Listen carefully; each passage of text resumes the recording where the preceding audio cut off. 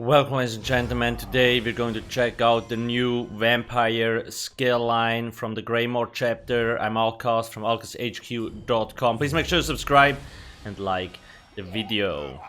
This is currently week 1 public test server, therefore changes still might happen. Please keep that in mind. You're just seeing the new animations and I love the reaction of that NPC over there. Oh my god, somebody died. And back to normal. I do have a written vampire guide on the website. I will update it once we get closer to the chapter. Now let's take a look at the vampire abilities. They basically changed almost everything except maybe moist form. Now one important big change, the stages. You increase your vampire stage by feeding on an NPC or an enemy. Stage 1, 2, 3, 4. And there is a lot of benefits and downsides to it.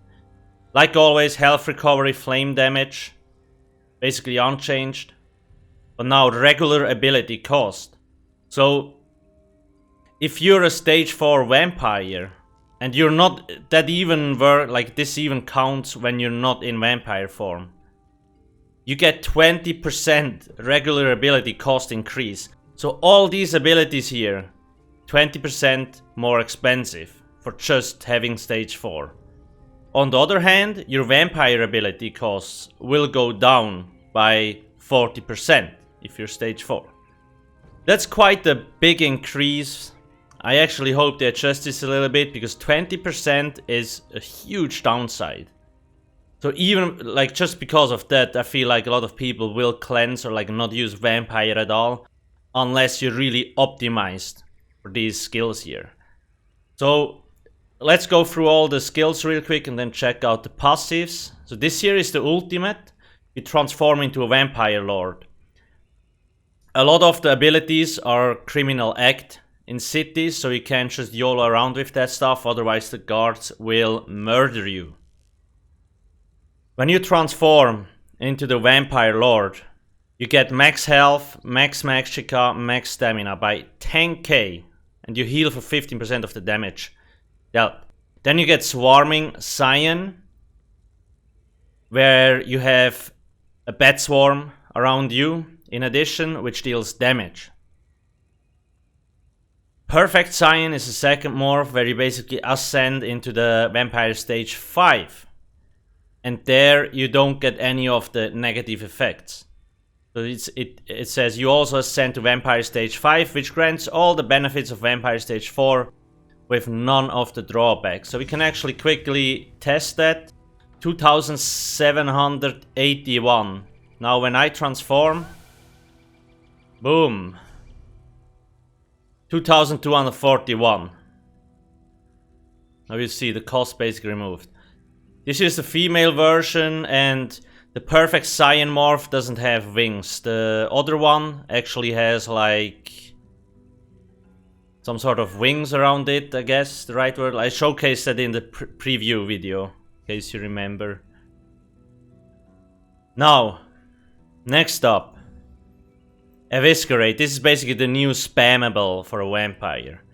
So you can totally do a very vampire focused build, damage build. Mostly magicka, because the skill line is very magicka focused. Werewolf is for stamina, so I guess they are kinda splitting it like that. And what does this do? Random enemy dealing 9133 magic damage. The cost is 1142. So it's piss cheap. Deals up to 50% more damage based on your missing health. Now the reason why it's so cheap is because we're stage 4, keep that in mind. Now, blood for blood. This doesn't cost magicka, this costs health to use. And it deals up to 100% more damage based on your missing health. So I've already seen some people, because the cost is increased from all your abilities by 20%, they actually use this morph to set off the increased cost reduction, because if you use this as a spammable, you can save a lot of magicka. Whereas the other one, Arterial Burst, costs magicka and deals up to 50% more damage based on your missing health. if you use this ability while you're under 50% health, it will always be a critical strike. So you kinda want to decide what you want to use. Let's just quickly check out this one. They look similar in animation. So you see, it doesn't cost any magic, I just lose health. And in a dungeon or in a raid, in a trial, you can definitely offset like the health loss by just overhealing. So this could become a very good option. So you could build a vampire setup, and even with 20% regular ability cost, it wouldn't really matter, because this one, when you use a normal spammable, for example this one here, it usually costs 2,200 to now 20% more cost, 2,600. But that's gone because now I use my health, which is also more tricky, because if you don't get any heals for 1-2 seconds, maybe you will only have 13-14k health and you're dead. Because of the AoE attack or whatever. Gotta keep that in mind. So there's a lot of things that we can Furycraft around for sure. Let me actually activate the ghost real quick. So that's the first one. Then we have Blood Frenzy. Allow your monster's appetite to take hold, increasing your weapon and spell damage by 630. This again costs health. You have two morphs. First one, the bonus and cost increase the longer it remains toggled on.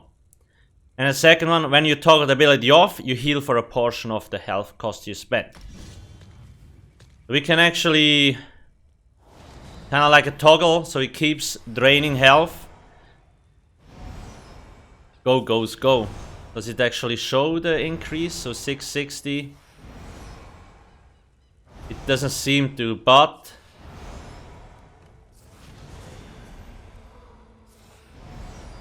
4424.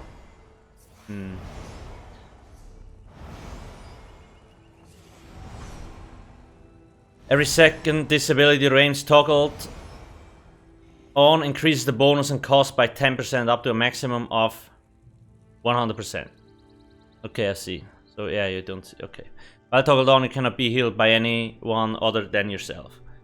So some people already tried this out a little bit. You can kill yourself with it, but because you only can heal yourself, this is very tricky.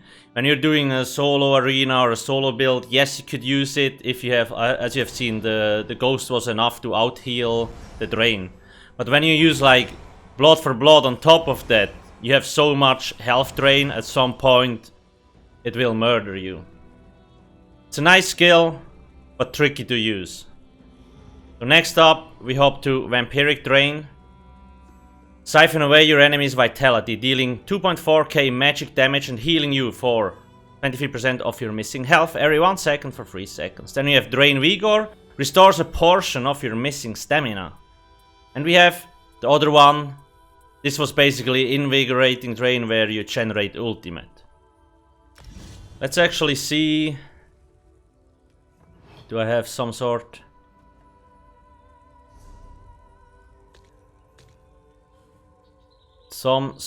of stamina ability that I can spam real quick? Probably the shield.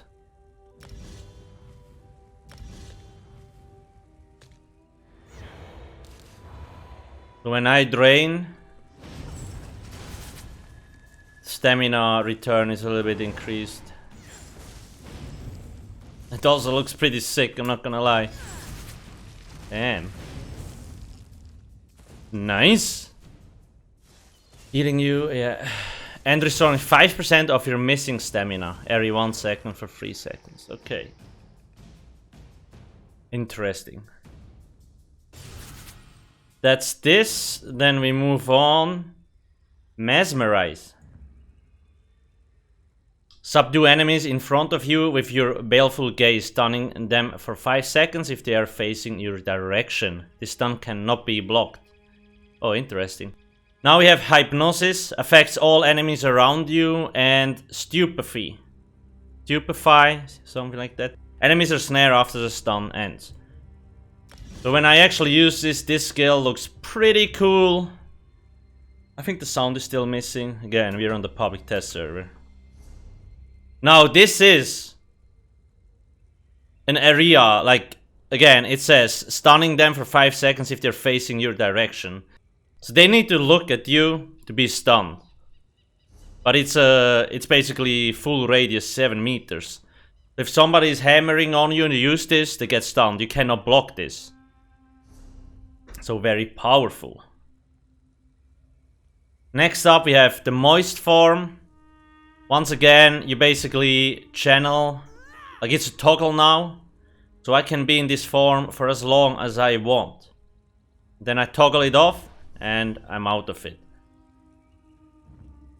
The first morph increases your movement speed. Entering this form removes and grants immunity to all disabling and immobilization effects, but you cannot be healed and your magic recovery is disabled. The other one, the Blood Must, deals damage to enemies around you and heals you for damage caused. Let's see.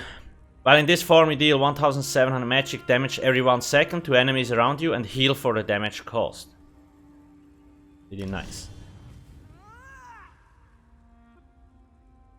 This goes on for as long as I want. I mean, I can even stay in this form. Looks pretty cool. Entering, let's see. Yeah, so we get Major Expedition with this one. 537 magicka per second it drains. Really nice. Now the passives. Again, we talked about Feed. And we have Dark Stalker. Ignore the movement speed penalty of Sneak.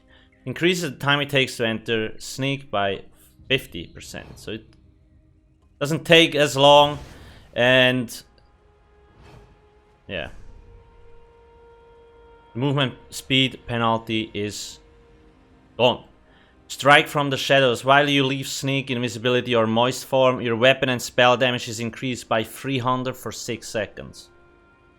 So that can be very useful too if you plan for it. That's a lot of extra damage. Blood Ritual. This is basically how you can infect players again. Undeath. While you are at Vampire Stage 3 or higher, reduces your damage taken by up to 30% based on your missing health. Before, I think it started by 50% and lower, and now it's from 100% to lower. Gonna be interesting to see how that actually scales.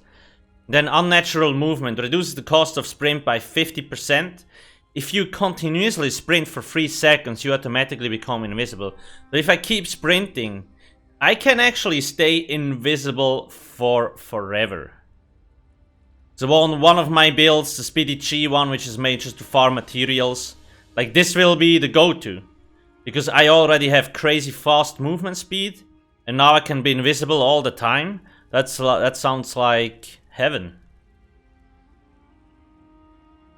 A lot of people were also kinda a little bit sad because like Nightblade Cloak doesn't feel that unique anymore. We have to see how this turns out. Some people have already been experimenting with some like builds that implement Simmering Frenzy or the... which one? Where's the other one? Yeah, this one, or like Blood for Blood. But you drain a lot of health, so if you don't have like a good healing body or something, you're gonna die super fast. But there's definitely... I like the skill line way more than I did before. That's the first thing. And I'm really interested to see how these things will pan out. I will probably create a full vampire build as well, just to go with the theme of it, similar to how I have the werewolf build, where I try to include all the setups. But I have to figure it out first and we have to test. Once again, some of the numbers still might change, because some things look very, very juicy.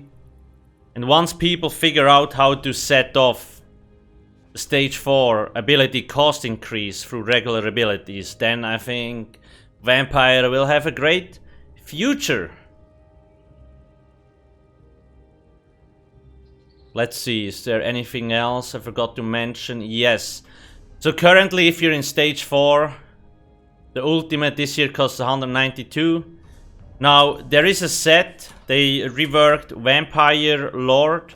If you equip this, the cost drops to 153. Because this here further boosts the stats. So you see, increases the bonuses and penalties of your vampire stage depending on how far you have progressed. Stage 4, for example, you get another 6% flame damage taken, another 6% ability increase, but then your vampire abilities are all decreased by 20%.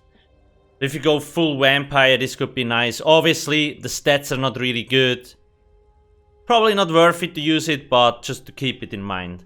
And again, you can drop even lower. Like this here, I'm sure you can drop it to like 120 or maybe even lower if you really want to. To constantly keep up the vampire ultimate. Because it's nice. 10k more max health and max magicka stamina. That's very juicy. Plus you also heal for 15% of all damage you deal. That's crazy. That's really, really nice. So we might see some form of like really high uptime vampire ultimate.